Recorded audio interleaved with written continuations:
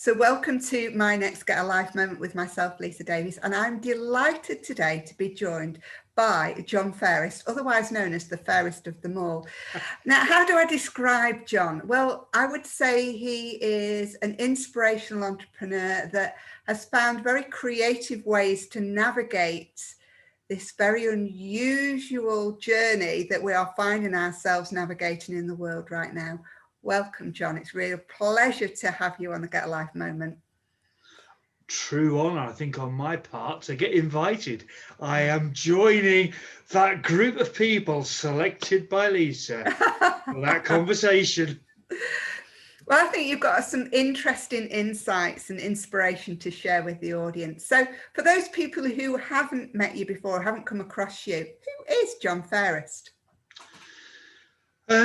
Right, I'm somebody who, like lots of you, has struggled through what's called lockdowns. To give you an example, I got furloughed last year for 7 months, and it just gave me the opportunity to explore different things that could support others, which is what I currently do. In the networks that both Lisa and I are part of, we've been able to support many different people within the Lincoln area and elsewhere, and that's the key thing for me, supporting you, the audience, trying to do what you want to do with your lives. And it's very multifaceted, isn't it? It's like you wear many hats, but there's that thread of wanting to help others is the feeling that I get. So obviously you said that, you know, you've obviously been through that whole experience of, I like to call it retreat 1.0, 2.0, 3.0, staying at home, but we call it lockdown. So you've been through that lockdown experience, you've been through that furlough experience, and it would have been really easy if you should go, yeah, just put my feet up, but you haven't done that. So there must have been something within you way before we ever had this pandemic that we're dealing with. So what has been your journey that's got you to this place? Yeah, my journey, if it's any consolation for anybody that's been made redundant in recent times, I have been made redundant several times over the years. If you want to look under the BBC, you'll find there's a scooter guy that went out with billboards all the way down the A12 to advertise he was looking for work. That was me. Really? Yeah, Lisa doesn't know anything about this. I've appeared on BBC a few times, with signs saying I'm looking for work, I'm looking for the opportunity. But secondly, it's also teaching other people as well what they could do that could empower them. So where does that come from? Because there's got to be something inside that drives you to do that. Where does that come from? Well, a part of it's my faith. I'm a Christian. I've been involved with church for several years, and I tend to be involved with places that are active and actually doing something within the community. And often that will involve picking up a project and saying, right, where can we go with this? What can we do to support others? And by supporting others, even within the networks that you and I have been involved with, we've actually managed to do something for someone that they didn't expect. And that's what it's all about to me. It's taking, if you take somebody else's life and help them move on, then that makes life worth it. Yeah, so there's a real sort of, it is that, it's a phrase, the quote that I actually put in my book from St. Francis of Assisi. It is in the giving that we receive. Yeah. 100%. And so for you, it is in that giving that you receive your reward. That sounds, but it is that. So what sorts of projects have you worked on over that period of time then? Well, last year I worked on a website. I'm very fortunate. I self-taught myself on how to develop websites. One of them was vibration.info, and that was to help fitness side and mental health issues roll out so that people could run classes off the site. And I've been involved with a number of other sites similar to that in developing and creating them. In recent times, as part of Ignite in Lincoln, I've been able to support the arrival of food banks and the like, which has been quite useful and beneficial to the community. I mean, people talk about food banks, don't they? But I mean, you've been at the front line of it. What is the need? I mean, we hear statistics on the news and stuff, but you're seeing it front line. What is the need in, say, the local area? Right. Well, you can see this is Lincoln in Lincolnshire and Mablethorpe. Just some of the places we go 6 days a week into those areas. In fact, this evening I will be going to one of the supermarkets and picking up a large number of trays of food and getting them out to the community. I've been able to work with a guy called Darren Edwards, who was able to support people in doing that. And as you'll see within the photographs I'm showing you now, people will be queuing up each day to pick up food for the families. Often where they haven't got any food, it's not been well advertised, it's been word of mouth that's done that. And how easy is it to get support from the supermarkets? I think it's a level of boldness that's required. I was talking Gentle persuasion, is that, John? I was talking to a minister in Birmingham last week, and he turned around and said, "John, sounds really good. How do I go about doing this?" I said, "I think it's called picking up the phone. We'll give you a referral point to where in the community it's already happening from a similar supermarket, so that the supermarket's comfortable in talking to you, and that way we can take that step forward and potentially get hold of a van, get people driving the van to pick the food up, and then just get it out into the community." And it tends to be the food that can't be sold because it's literally expiring that day for the shelf viewpoint. So the businesses benefit by getting it out to the community benefits because they may not be able to afford those last few items. And the difference is, and this is a key difference, Lisa, it's not a food bank. The food bank will have rules connected to welfare benefits. This is something where the church is saying, okay, feed the 4,000, let's get the food out to you so that you're fed during this time. Yeah, if you need it, we're not going to do checks and weights and balances. You don't have to turn up with if you need it, it's there for you, which is incredible. Yeah, and it's not a pride issue. No. Okay, if the community is thinking right, and the people involved, the church are thinking right, there won't be the pride issue. The need will be genuine. Yeah. So what sort of response do you get from those at the receiving end, those families? What sort of response are you getting when you're out there? Because you're front line with them. You get a shed of a tear on occasions. Yeah. I'm also looking at, in the past, I worked for a company called Action for Employment, another company called Firm Training, and I was training unemployed people to find work.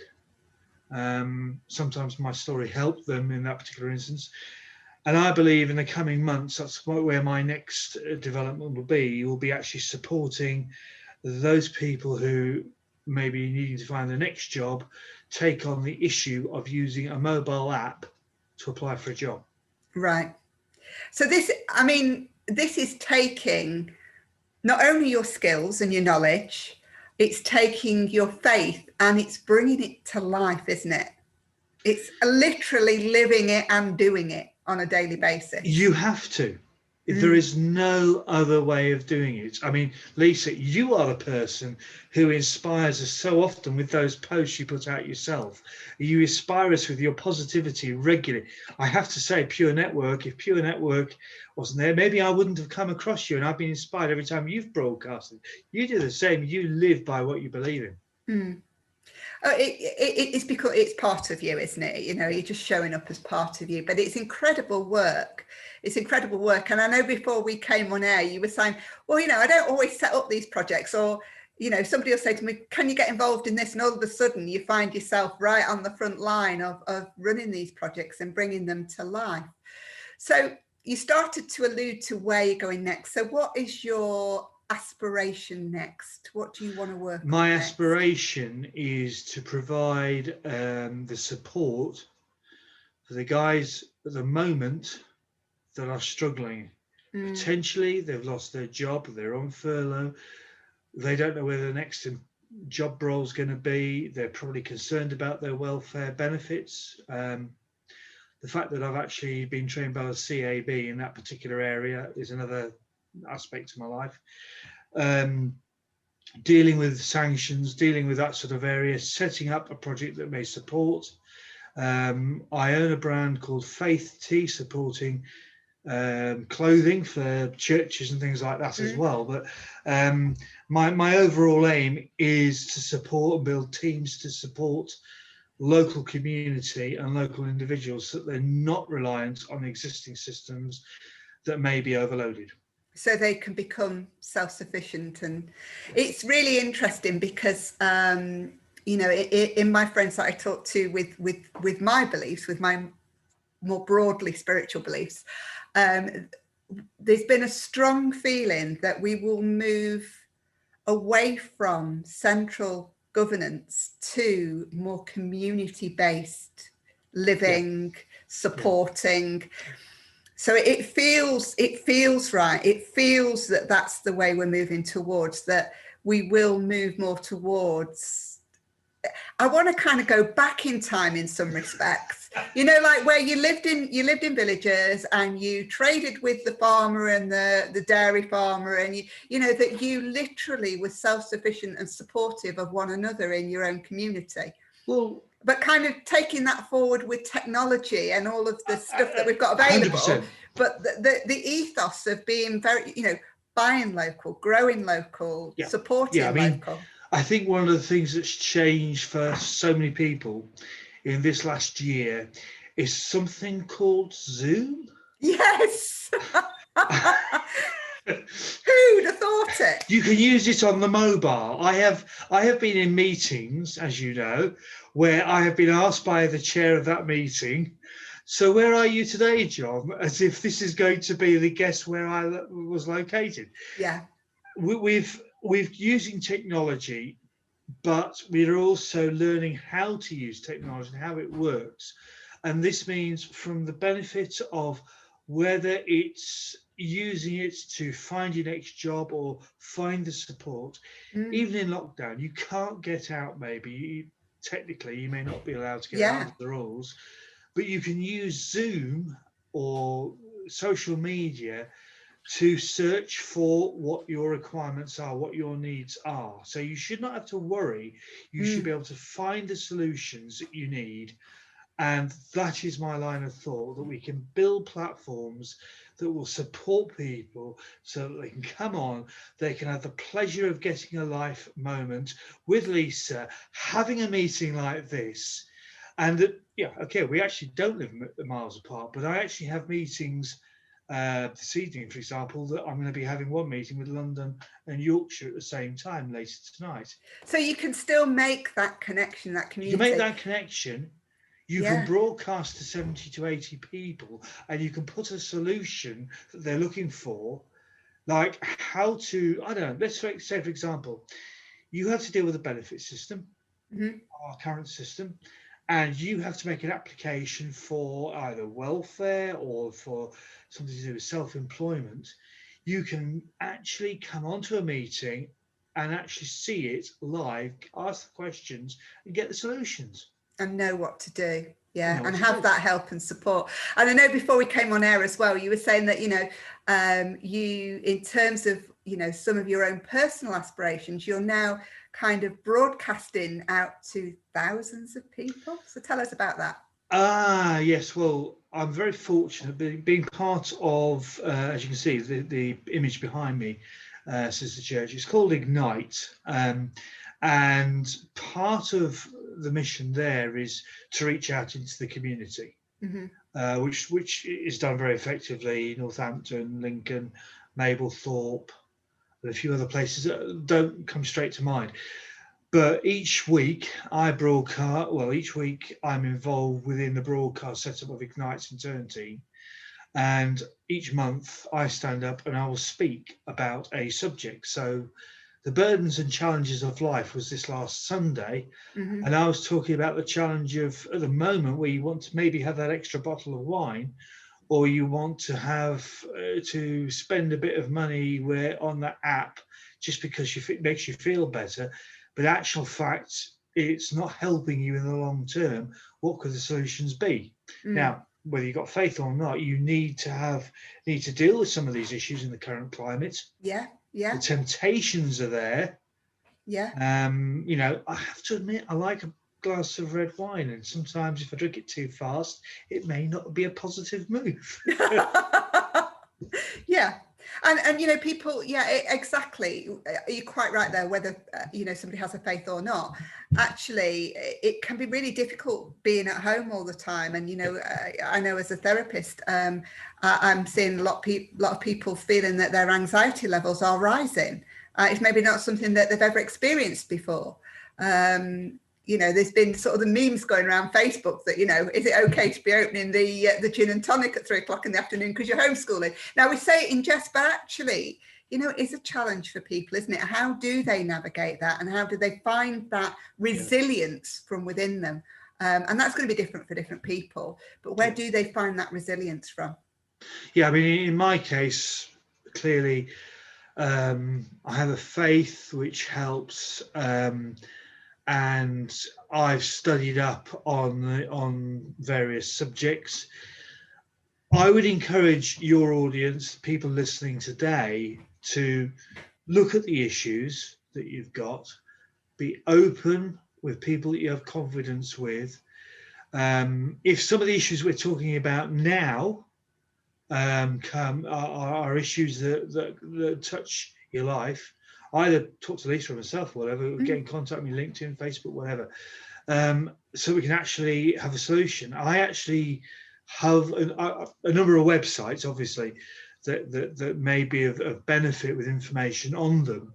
And I'm quite happy to share that information. But what I won't do is give you a whole bunch of links today for that, because that would take us onto another level. But if you have those issues and you need the solutions, Lisa has the connections that she can obviously signpost you to. Certainly welfare benefits and things like the recruitment sites. I have a particular passion for trying to get people from being in a welfare situation or struggling in Lincolnshire to get hold of food. My background is I've also worked in the energy industry, so I know about the gas and electric supplies and some solutions there. It's just taking people along those steps. It may not be you who's listening, it may be the person that you know that's got those needs. And there is, just reach out, because there is help available. So finally, before we end this interview, as I ask all my guests, I just drop this one in there. If you could share your top tip for life with the audience, John, what would it be? Okay, so the top tip: believe in yourself, step out of your comfort zone, ask the questions that are key on your mind so that the solutions can be found. Brilliant.